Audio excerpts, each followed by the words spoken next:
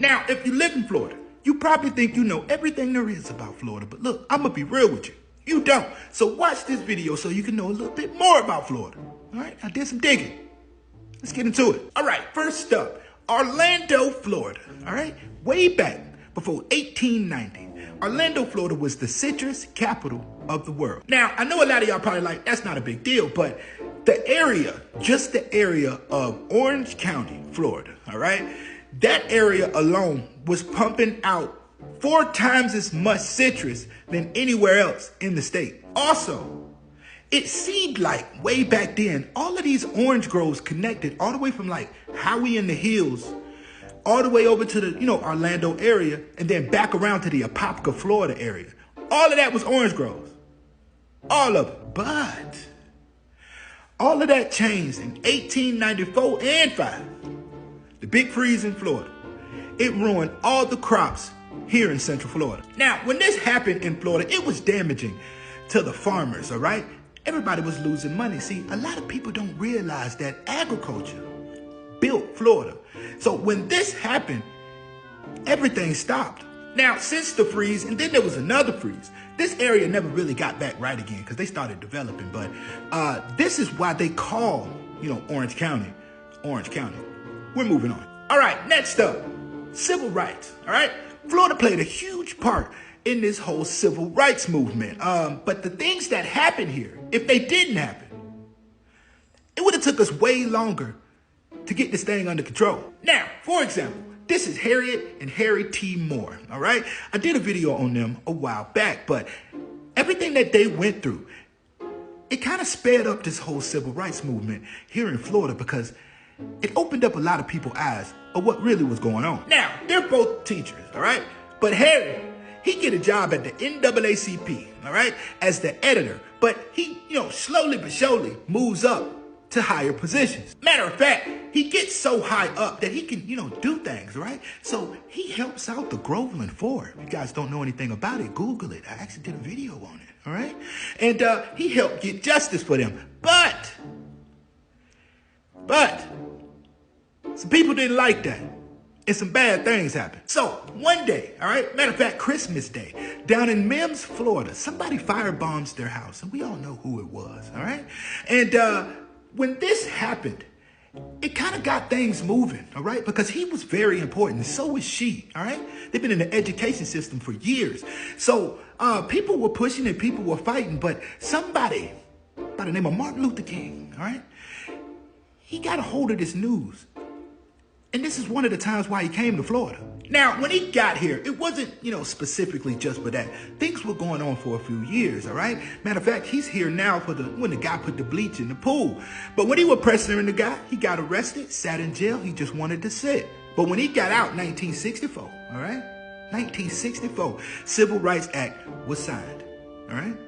Shout out to Martin Luther King. All right, next up, I've been in Florida my whole life, right? We all know what this is. This is the castle down there at Disney, but I thought this thing was made of brick the whole time. But it ain't made of brick at all. Well, in the inside, like the inside structure, it got some concrete and some steel in there for foundation, but all of that stuff that's on the outside, all of it, is fiberglass. Now, mind you, the inside, like I said, is pretty, stable, but all the hurricanes we get in Florida, y'all ever see damage to any of this? Now, I'm pretty sure they lost a flag or something, but this ain't nothing but fiberglass. All of it.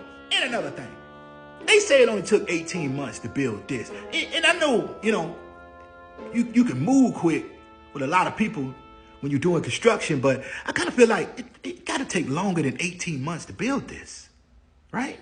All right, next up, y'all need to pay attention to this because this one gets wild. But sometime in Florida's history, there was a reason, all right, for lawmakers to make a law for you not to be able to sell your kids. Now, when I first read this, I said, look, this can't be true. But then I started thinking about it. All the history I do in Florida, there's a period in Florida's, history where I could see the only reason that you would want to sell your kids. So back in the 1920s and the 1930s, we all know that the Great Depression hit, right? So it was common, right? Real common for parents with a bunch of kids to either send their kids to a, another family member that might be doing better, or sell your kids. Now, I know that sounds crazy, but back then, people, they had nothing, and any way that they could make some money, they would do it, all right? Even if it came down to selling their kids, because this was a huge thing. People literally would sit out with signs. Let me show you something. Now, sign, kids. The thing is that then I started thinking, if this is the Depression, who got money to buy kids? If everybody's struggling, who buying kids? And then what are you doing with the kids? So I did a little more research on when they actually put the law into place, and I can't find it anywhere. So I'm just going to sum it up as a little bit, probably after late 1930s, this law came into place for you not to be able to sell your kids. Boy, that's crazy. That's wild. Last but not least, all right? Did y'all know that we have a state song? We have two of them, but one of them is really like the state song, and it's this one. It's Old Folks at Home. And I was sitting here reading the lyrics, and, I'm like, all right. It ain't the greatest written song, but, it's a state song.